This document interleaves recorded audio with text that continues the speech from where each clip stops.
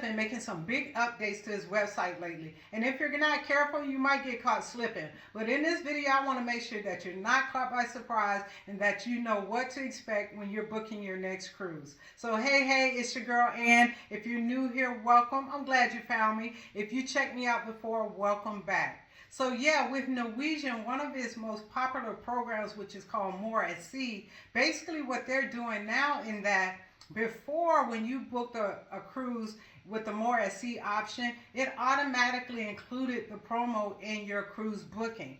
You did have the option to uncheck it if you didn't want it, but now what they're doing is making it more transparent, and I'll show you what I mean here. So as you can see here in this particular example, is showing that on the More at Sea, only 2 parts of it is included. With the More at Sea, it also includes the open bar and the specialty dining.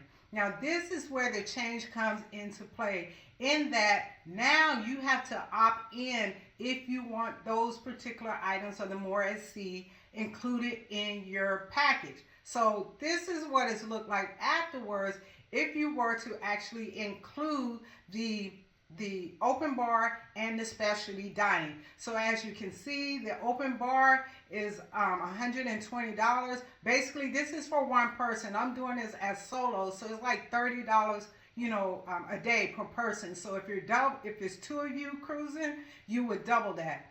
And the specialty dining is like 20 bucks. So the biggest things to remember is make sure when you're booking your cruise that you scroll all the way down and make sure that you're selecting whether you want the More at Sea, the open bar, and the specialty dining included.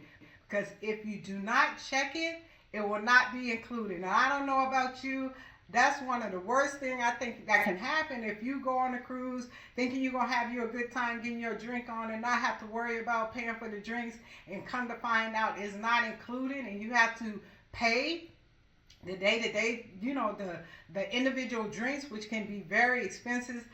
That can get pricey, right? So just make sure that you pay particular attention when you're booking your cruise. So let me ask you this. With this change, what do you think about it?